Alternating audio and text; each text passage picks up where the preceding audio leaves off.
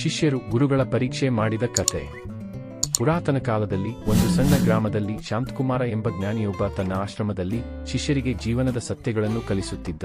ಅವನ ಬುದ್ಧಿವಂತಿಕೆ, ತಾಳ್ಮೆ ಮತ್ತು ಸರಳತೆಯಿಂದಾಗಿ ಆ ಗ್ರಾಮವೇ ಅವನನ್ನು ಗೌರವಿಸುತ್ತಿತ್ತು. ಆದರೆ ಶಾಂತಕುಮಾರನ ಶಿಷ್ಯರಲ್ಲಿ ಕೆಲವರಿಗೆ ಒಂದು ಕುತೂಹಲ ಕಾಡಿತು. ನಮ್ಮ ಗುರು ಇಷ್ಟೇ ಕಷ್ಟದ ಸಂದರ್ಭದಲ್ಲೂ ತಾಳ್ಮೆ ಕಾಯ್ದುಕೊಳ್ಳುವನೆ? ಒಂದು ವೇಳೆ ನಾವು ಅವನನ್ನು ಪರೀಕ್ಷೆಗೆ ಒಡ್ಡಿದರೆ ಅವನ ನಿಜವಾದ ಸ್ವರೂಪ ತಿಳಿಯುತ್ತದೆಯೇ? ಒಂದು ದಿನ ಶಿಷ್ಯರ ಗುಂಪು ತಮ್ಮ ಗುರುವಿನ ತಾಳ್ಮೆಯನ್ನು ಪರೀಕ್ಷಿಸಲು ಒಂದು ಯೋಜನೆ ರೂಪಿಸಿತು. ಅವರಲ್ಲಿ ಮುಖ್ಯನಾದ ರಾಮ ಎಂಬ ಶಿಷ್ಯ, ಗುರುಗಳು ಯಾವಾಗಲೂ ನಮಗೆ ಕೋಪವನ್ನು ಗೆಲ್ಲುವುದು ಜ್ಞಾನಿಗಳ ಗುಣ ಎಂದು ಹೇಳುತ್ತಾರೆ. ಆದರೆ ಅವರನ್ನೇ ಕೋಪಗೊಳಿಸಿದರೆ ಏನಾಗುತ್ತದೆ ಎಂದು ನೋಡೋಣ ಎಂದ. ಎಲ್ಲ ಶಿಷ್ಯರು ಒಪ್ಪಿಗೆ ನೀಡಿದರು. ಆದರೆ ಒಬ್ಬ ಶಿಷ್ಯ ಚಂದ್ರ ಎಂಬಾತ ಮಾತ್ರ ಇದು ಸರಿಯಲ್ಲ, ಗುರುಗಳನ್ನು ಗೌರವಿಸಬೇಕೇ ಹೊರತು ಅವರನ್ನು ಪರೀಕ್ಷೆಗೆ ಒಡ್ಡುವುದು ತಪ್ಪು ಎಂದ. ಆದರೆ ಬಹುತೇಕ ಶಿಷ್ಯರು ರಾಮನ ಮಾತಿಗೆ ಒಪ್ಪಿದರು. ಯೋಜನೆಯಂತೆ ಒಂದು ಸಂಜೆ ಶಾಂತಕುಮಾರ ಆಶ್ರಮದ ಗ್ರಂಥಾಲಯದಲ್ಲಿ ಶಾಸ್ತ್ರಗಳನ್ನು ಓದುತ್ತಿದ್ದಾಗ ಶಿಷ್ಯರು ಒಬ್ಬೊಬ್ಬರಾಗಿ ಬಂದು ಅವನನ್ನು ಕೀಟಲೆ ಮಾಡಲು ಶುರು ಮಾಡಿದರು. ಒಬ್ಬ ಶಿಷ್ಯ, ಗುರುಜಿ, ನಿಮ್ಮ ಈ ಗ್ರಂಥಗಳು ಎಷ್ಟು ಹಳೆಯವು? ಇವು ಈಗಿನ ಕಾಲಕ್ಕೆ ಸರಿಹೊಂದುವುದಿಲ್ಲ ಎಂದ.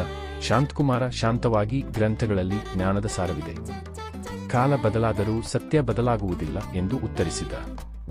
ಮತ್ತೊಬ್ಬ ಶಿಷ್ಯ, ಗುರುಜಿ, ನೀವು ಯಾವಾಗಲೂ ಸರಳವಾಗಿ ಬದುಕುವಿರಿ, ಆದರೆ ಇದರಿಂದ ಜನ ನಿಮ್ಮನ್ನು ಗೌರವಿಸುವುದಿಲ್ಲವೇ ಎಂದು ಕೇಳಿದ. ಶಾಂತಕುಮಾರ ಮಂದಹಾಸದಿಂದ, ಗೌರವವು ಒಳಗಿನ ಗುಣದಿಂದ ಬರುತ್ತದೆ, ಬಾಹ್ಯ ಆಡಂಬರದಿಂದ ಅಲ್ಲ ಎಂದರು. ಶಿಷ್ಯರು ಇನ್ನಷ್ಟು ತೀಕ್ಷ್ಣವಾಗಿ ಕಾಡಲು ಒಬ್ಬಾತ, ಗುರುಜಿ, ನೀವು ಇಷ್ಟೊಂದು ಜ್ಞಾನಿಯಾಗಿದ್ದರೂ ಈ ಗ್ರಾಮದ ಜನ ನಿಮ್ಮನ್ನು ಸಾಮಾನ್ಯ ಎಂದೇ ಭಾವಿಸುತ್ತಾರೆ, ನಿಮ್ಮ ಜ್ಞಾನಕ್ಕೆ ಯಾವ ಮೌಲ್ಯವೂ ಇಲ್ಲವೇ ಎಂದು ಕೇಳಿದ. ಶಾಂತಕುಮಾರ, ಜ್ಞಾನದ ಮೌಲ್ಯವು ಒಳಗಿನ ಶಾಂತಿಯಲ್ಲಿದೆ, ಜನರ ಮಾತಿನಲ್ಲಿ ಅಲ್ಲ ಎಂದು ಶಾಂತವಾಗಿ ಉತ್ತರಿಸಿದರು. ಶಿಷ್ಯರಿಗೆ ಗುರುವಿನ ತಾಳ್ಮೆಯನ್ನು ಕಂಡು ಆಶ್ಚರ್ಯವಾಯಿತು. ಆದರೆ ರಾಮನಿಗೆ ಇದು ಸಾಲದೆಂಬಂತೆ ತೋರಿತು. ಅವನು ಇನ್ನೊಂದು ಯೋಜನೆ ರೂಪಿಸಿದ. ಮರುದಿನ ಬೆಳಗ್ಗೆ ಗುರು ಧ್ಯಾನದಲ್ಲಿದ್ದಾಗ ಶಿಷ್ಯರು ಆಶ್ರಮದಲ್ಲಿ ಗಲಾಟೆ ಮಾಡಲು ಶುರು ಮಾಡಿದರು. ಒಬ್ಬರು ಜೋರಾಗಿ ಹಾಡಿದರೆ ಇನ್ನೊಬ್ಬರು ಪಾತ್ರೆಗಳನ್ನು ಒಡೆಯುವ ಶಬ್ದ ಮಾಡಿದರು. ಶಾಂತಕುಮಾರ ಧ್ಯಾನ ಮುಗಿಸಿ ಶಿಷ್ಯರ ಬಳಿಗೆ ಬಂದು, ನೀವು ಏನು ಮಾಡುತ್ತಿದ್ದೀರಿ ಎಂದು ಕೇಳಿದರು.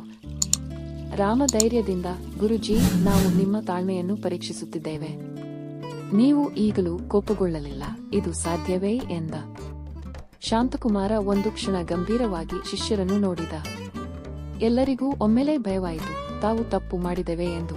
ಆದರೆ ಗುರುವಿನ ಮುಖದಲ್ಲಿ ಮಂದಹಾಸ ಕಾಣಿಸಿತು. ಅವರು ಹೇಳಿದರು, ನನ್ನ ಶಿಷ್ಯರೇ, ತಾಳ್ಮೆ ಎಂಬುದು ಒಳಗಿನ ಶಕ್ತಿಯಿಂದ ಬರುತ್ತದೆ, ಕೋಪವು ಮನಸ್ಸಿನ ದೌರ್ಬಲ್ಯವನ್ನು ತೋರಿಸುತ್ತದೆ. ನೀವು ನನ್ನನ್ನು ಪರೀಕ್ಷಿಸಿದಿರಿ, ಆದರೆ ಈ ಪರೀಕ್ಷೆಯಿಂದ ನೀವೇ ಕಲಿತಿರಿ. ಜೀವನದಲ್ಲಿ ಕಷ್ಟಗಳು, ಟೀಕೆಗಳು, ಗೊಂದಲಗಳು ಬಂದಾಗ ಶಾಂತವಾಗಿರುವುದೇ ಜ್ಞಾನಿಯ ಗುಣ. ಶಿಷ್ಯರಿಗೆ ತಮ್ಮ ತಪ್ಪಿನ ಅರಿವಾಯಿತು. ರಾಮ ಮುಂದೆ ಬಂದು, ಗುರುಜಿ, ಕ್ಷಮಿಸಿ, ನಾವು ನಿಮ್ಮನ್ನು ಪರೀಕ್ಷಿಸುವ ತಪ್ಪು ಮಾಡಿದೆವು, ಆದರೆ ಈಗ ನಿಮ್ಮ ತಾಳ್ಮೆಯ ಮೌಲ್ಯ ನಮಗೆ ತಿಳಿದಿದೆ ಎಂದ.